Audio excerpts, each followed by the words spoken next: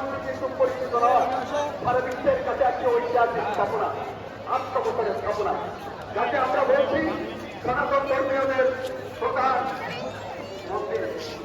সেই যে উন্নয়ন, আপনারা জানেন একটি তিনশিকা সম্পত্তি, এর সবকিছুই অনেকাংশেই ব্যাহত হয়েছে। সে পরবর্তীতে ফিরিয়ে পাওয়া, জায়গা ফিরে পাওয়া, এর উন্নয়ন যা কিছু হয়েছে স্বাধীনতার পরবর্তীতে একমাত্র জননেত্রী শেখ হাসিনার অনুদানে এখানে পরিবর্তনের ফলে আমরা দেখছেন এখানে পাশে একটি 10 তলা ভবনের ছোট মাধ্যমে ইতিমধ্যে 3য় তলা হয়েছে। আমরা আশা করি সেটি সম্পন্ন হবে এবং জাতীয় মন্দির হিসাবে তার একটা অবয়ব সেই মাননীয় প্রধানমন্ত্রীর হাত ধরেই হবে। কেন বলছি কথাটি, অন্য সরকার একটি টাকা ওই অঙ্গনে দেননি। আজকে আমাদের পরিবারের সারা বাংলাদেশে 33,000 পূজা, এখানে সাধারণ সম্পাদক ঢাকা বিশ্ববিদ্যালয়ের অধ্যাপক ডক্টর সোমনাথ সরকার রয়েছে। এই পূজাগুলি হয়েছে, এগুলি এখন নিয়ন্ত্রণের বাইরে চলে যাচ্ছে। যার আমলে হয়েছে একটি পরিষ্কার একটি মাত্র যখন এই অসাধ্যদের বিভাজনের বাংলাদেশ সমান থাকে, প্রশাসনের যে একটি অবস্থান চলমান থাকে, সেই কারণে 10,000 পূজার থেকে বর্তমানে 33,000 পূজা। ঢাকা শহরের পূজা বর্তমানে 246টি পূজা এবং রাজনীতি পূজা 48টি পূজা। এই যে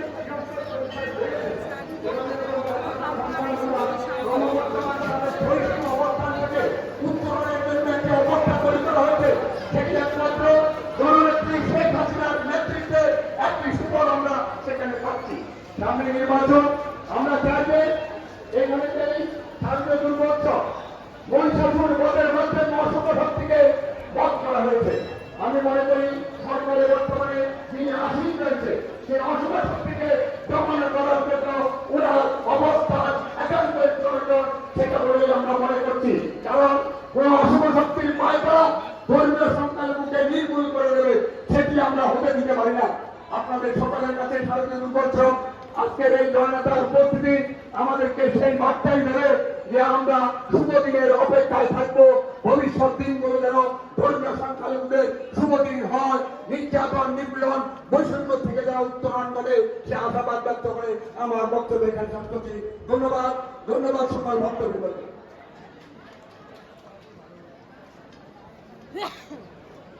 ভক্তবৃন্দ, এখন বক্তব্য রাখবেন বাংলাদেশ সরকারের সড়ক পরিবহন ও সেতু মন্ত্রণালয়ের মাননীয় মন্ত্রী, বাংলাদেশ আওয়ামী লীগের সংগ্রামী সাধারণ সম্পাদক, জাতীয় নেতা জননেতা ওবায়দুল কাদের এমপি। জননেতা ওবায়দুল কাদের এমপি এখন ভক্তবৃন্দের সঙ্গে শুভেচ্ছা বিনিময় করবেন।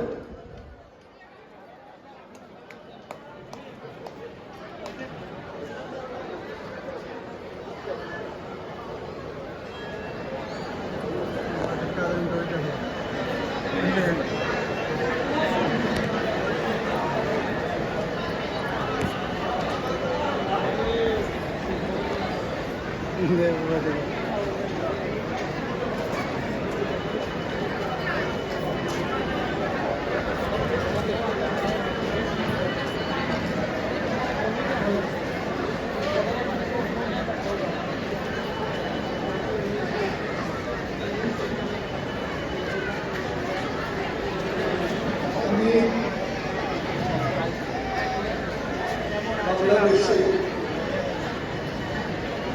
সর্ববৃহৎ রাজনৈতিক প্রতিষ্ঠান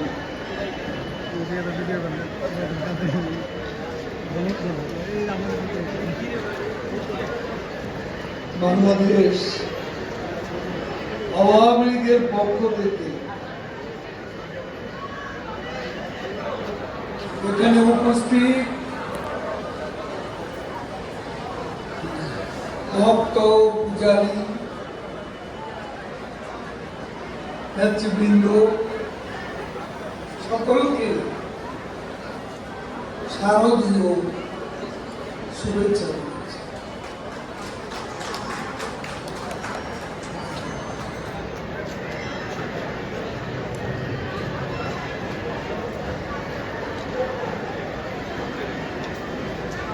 আগামীকাল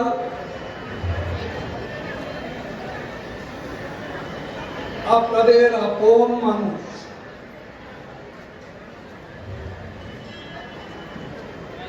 সুখে দুঃখে যিনি আপনাদের সঙ্গে আছেন, জাতির পিতার কন্যা প্রধানমন্ত্রী দেশরত্ন শেখ হাসিনা ঈশ্বরী জাতীয় মন্ত্রী আসবেন না তারপরে দূরে যাও, দূরে দেখতে করো এবং শুভেচ্ছা রানিং ভিডিও। প্যান্ডেমিকের সময় ছাড়া প্রধানমন্ত্রী কখনো এই পূজা মণ্ডপে আসে, এটা কখনো এই সুযোগ তিনি মিস করতে চান না।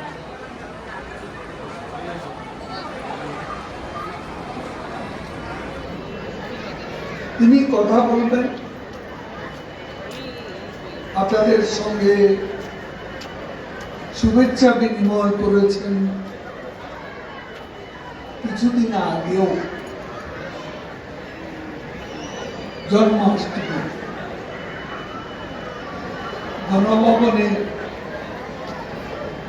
আপনাদের আমন্ত্রণ জানিয়ে শুভেচ্ছা বিনিময়।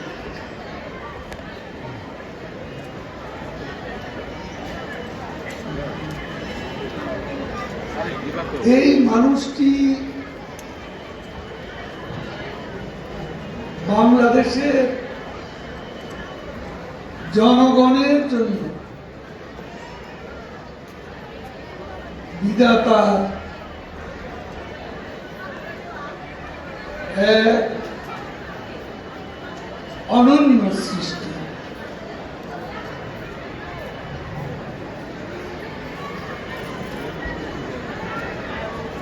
সৃষ্টিকর্তা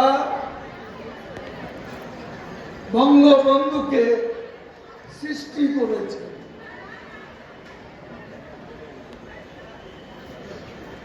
এই দেশের রাজনৈতিক স্বাধীনতার জন্য।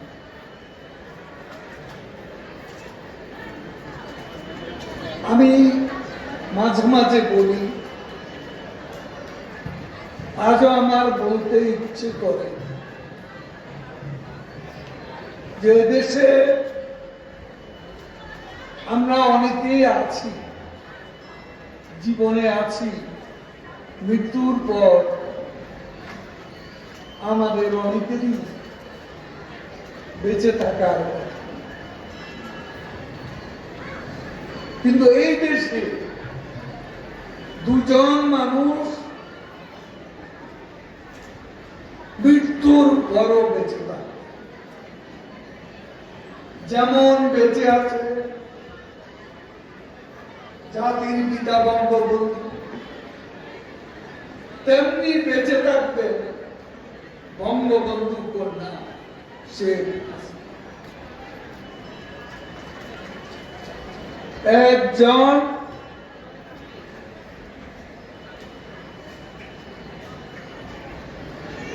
রাজনৈতিক স্বাধীনতার জন্য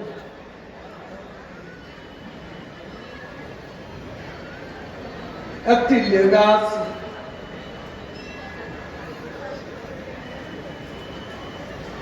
যে লেগাসি কোনদিনও মৃত্যুবরণ করে মরেও বেঁচে থাকে, সেটা স্বাধীনতার জন্য। আরেকটি লেগাসি এই দেশের ইতিহাসে অভূতপূর্ব অনন্য সাধারণ উন্নয়ন এবং সারা বিশ্বে বাংলাদেশকে এক অনন্য উচ্চতা নিয়ে যাওয়ার জন্য শেখ হাসিনা তার মৃত্যুর পরও এই লেগাসি মৃত্যু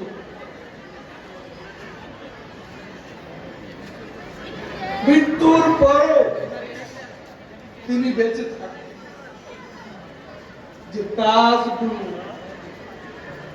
তিনি করে যাচ্ছেন সে কাজগুলোই তাকে বাঁচিয়ে রাখে। আজকে আসলে এই ধরনের অনুষ্ঠান শুভেচ্ছা বিনিময়ের মধ্যেই থাকা ভালো। ভাষণের আসর বসে সমস্যা।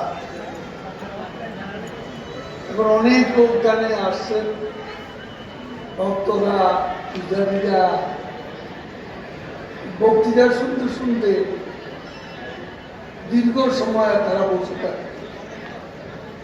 এটা কেন যেন আমার কাছে ভালো মনে হয়। শেখ হাসিনার মতো ব্যক্তিত্ব এখানে আসবেন, যার কথা বলবেন, সেটা ঠিক আছে।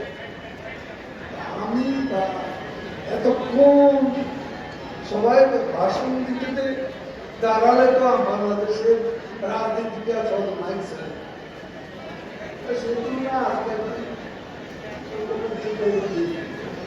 সবাই।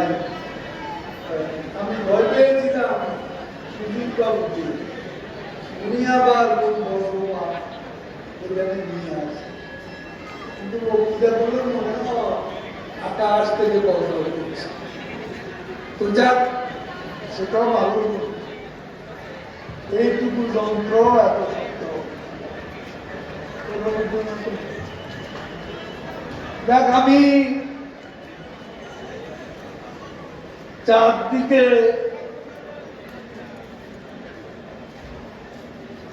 অত্যাচার, অশান্তি, নির্যাতন, পরিবেশটা আমাদের অনুকূলে নয়। দেবী দুর্গা যখন ঘটকে আসেন, ঘটকে যান, এটা অস্থিরতা দৃশ্যপট চারদিকে। এবারও কিন্তু সেই দৃশ্যপটটাই আমরা সারা বিশ্বেই লক্ষ্য করি। আমাদের এখানেও আমরা নির্ভয়ে জীবন যাপন করছি। এমন আমি চাই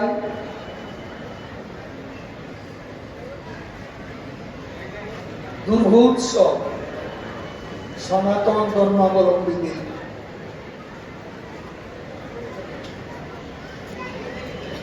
সবচেয়ে পবিত্র উৎসব। সকল উৎসবের মধ্যে দুর্গা পূজা নাম্বার 1। তো এই পূজাটা শান্তিপূর্ণভাবে হোক, প্রধানমন্ত্রী স্বয়ং মনিটর করেছে। আইন শৃঙ্খলা বাহিনী তাদেরকে তিনি ব্রিফ করেছেন। আগের যত অশুভ ঘটনা ঘটেছে, যেটা আমাদের দেশের সনাতন ধর্মাবলম্বী তাদের কষ্ট দিয়েছে,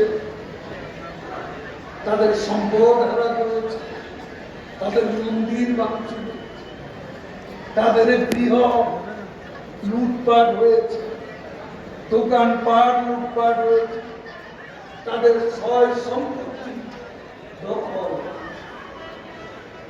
এ অশুভ